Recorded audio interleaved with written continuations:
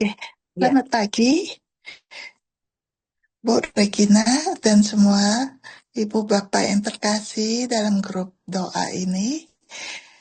Karena ini adalah bulan Maria, saya ingin kita belajar lebih mendalami Bunda Maria sebelum hari kelahiran Yesus.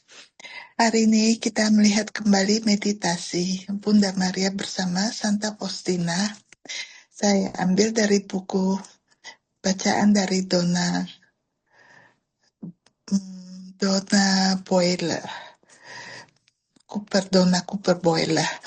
Oke, dalam catatan harian nomor 620 tertulis oleh Faustina, Maria adalah pembimbingku yang senantiasa mengajariku cara hidup bagi Tuhan. Jiwaku berseri-seri dalam kelembutan dan kerendahan hatimu, ya Maria. Jadi kalau tulisan yang dibuat oleh Santa Faustina, bagaimana ia merasakan dan pesan-pesan dari Bunda Maria kepadanya, itu semuanya juga diperuntukkan untuk kita semua sebagai anak-anaknya ya. Suster Faustina menikmati perjumpaan-perjumpaan luar biasa dengan Santa Praun Maria yang sebagian besar dari kita tidak akan pernah alami di sisi surga ini. Namun karena Suster Faustina membagikannya kepada para bapak pengakuannya dan dalam buku catatan hariannya, kita dapat diteguhkan dan mengambil manfaat darinya. Jadi dalam latihan rohani kita untuk hari ini ya, menyingkapkan pentingnya Bunda Maria dalam hidup kita dan menawarkan pandangan tentang hubungan mistikus ini dengan Bunda Maria. Mari kita lihat dalam kasih Allah yang besar bagi anak-anaknya. Ia menganugerahkan karunia Bunda Maria yang luar biasa kepada kita ketika Yesus tergantung di kayu salib. Dalam catatan Yohanes bab 19 ayat 27, inilah ibumu, seru Yesus. Karena anugerah agung Bunda Maria, kita patut berusaha menyadari bahwa Maria bukanlah seorang santa yang jauh di masa lampau, melainkan seorang ibu sejati bagi kita sekarang. Ia telah menunjukkan kasih yang besar bagi anak-anak Allah sejak awal kolaborasinya dalam karya Kristus sebagai rekan penebus. Sebelum itu, sebagai seorang gadis Yahudi muda, Maria berdoa bersama umat-umat lainnya untuk kedatangan Mesias. Barangkali ia sama terkejutnya seperti orang-orang lain bahwa ia yang akan dan dialah yang dipilih menjadi Bunda Allah. Bunda Maria menyanyikan pujian bagi Allah sebagaimana dapat kita lihat dalam Magnificatnya. Ia senantiasa dan sungguh-sungguh memaksudkan senantiasa menuntun kita semakin dekat kepada putranya, Yesus, dan ia sangat praktis. Ia selalu menuntun kita lebih dekat kepada putranya, Yesus.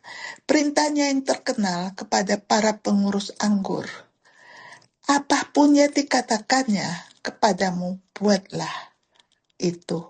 Dalam Yohanes bab 2 ayat 5. Yang diucapkan pada pesta pernikahan di Kana untuk membantu kedua mempelai juga dimaksudkan untuk kita semua.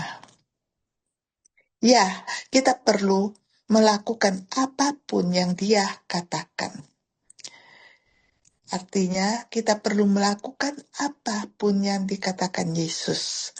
Bunda Maria dapat membantu kita memahami hal itu, bagaimana tetap dengan Yesus dan bagaimana memahami serta mengikuti kehendak-Nya yang kudus bagi kita.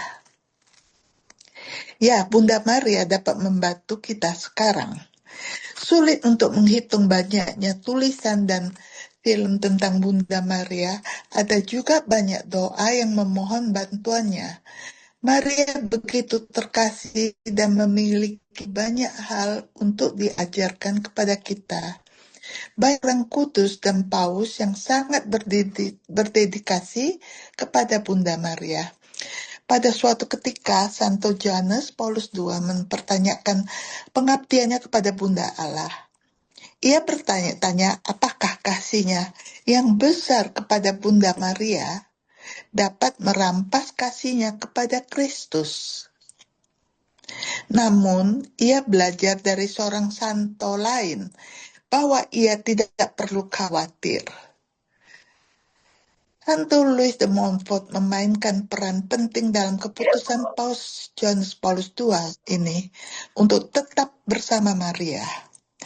Saya menemukan jawaban atas kebingungan saya karena takut bahwa devosi kepada Maria jika berlebihan dapat berakhir dengan mengorbankan supremasi ibadah yang seharusnya diberikan kepada Kristus. Jelas Paus Johannes Paulus II. Di bawah bimbingan bijaksana Santo Louis Marie de Montfort, saya memahami bahwa jika seseorang menghayati misteri Maria dalam Kristus, risiko semacam itu tidak ada. Tambahnya, Santo Johannes Paulus II menjelaskan bahwa Maria menemani kita dalam ziarah iman, harapan, dan kasih menuju persatuan yang semakin erat dengan Kristus, satu-satunya juru selamat dan perantara keselamatan. Mengenai lambang kebesarannya, Santo Johannes Paulus II berkata, seperti diketahui dalam lambang kebesaran episkopal saya, semboyan totus tuus, diilhami oleh doktrin Santo Louis Marie Grignon de Montfort. Kedua kata ini mengungkapkan kepemilikan penuh kepada Yesus melalui Maria. Tetapi Maria menyimpan segala perkataan itu dan merenungkannya dalam hatinya. Dalam bacaan Lukas bab 2 ayat 19, Paus ini menyatakan dalam ensikliknya Redemptoris Mater, Bunda Sang Penebus.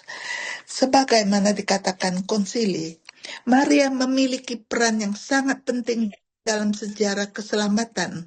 Oleh karena itu, ketika ia diwartakan dan dihormati, ia mengajak umat beriman kepada putranya dan kurbannya, serta kepada kasih kepada Bapa.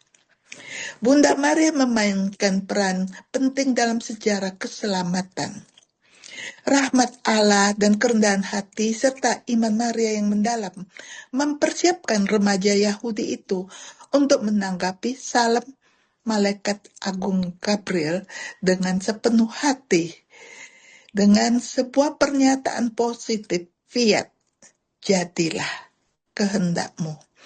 Maria hanya menginginkan kehendak suci Allah dan dengan rendah hati menerima bahwa ia adalah orang pilihan, putri suci dari Ana dan Yoakim, yang ditakdirkan untuk mengandung melalui Roh Kudus dan melahirkan putra Allah.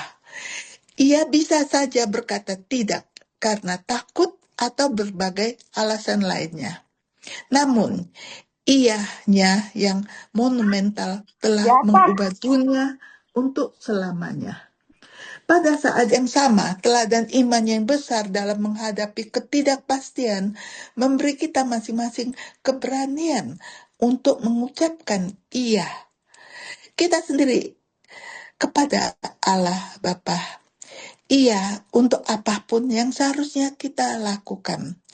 Sesungguhnya pada saat kabar sukacita, Santo Johannes Paulus II menunjukkan Maria mempercayakan dirinya sepenuhnya kepada Allah dengan penyerahan penuh akal budi dan kehendak. menunjukkan ketaatan iman kepada Dia yang berbicara kepadanya melalui utusannya.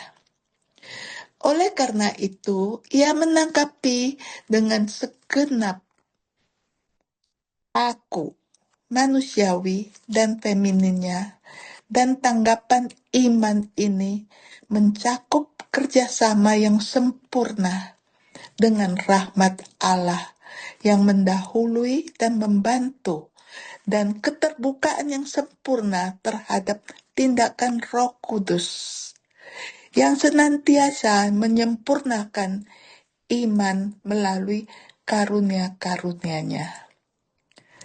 Sekali lagi, dalam katekis tentang perawan Maria, Santo Johannes Paulus II menunjukkan bahwa kerendahan hati sangat menarik bagi Tuhan. Kita akan segera mengetahui bahwa itu juga merupakan keutamaan Bunda Maria yang paling disayangi. Dengan pembacaan sejarahnya yang bijaksana, Maria menuntut kita untuk menemukan kriteria tindakan misterius Allah. Dengan membalikkan penghakiman dunia, ia datang untuk menolong orang miskin dan hina, dengan merugikan orang kaya dan berkuasa, dan dengan cara yang mengejutkan ia memenuhi dengan hal-hal baik orang-orang yang rendah hati, yang mempercayakan hidup mereka kepadanya. Saya pikir hari ini boleh kita sampai sini dulu. Besok kita sambung ke berikutnya.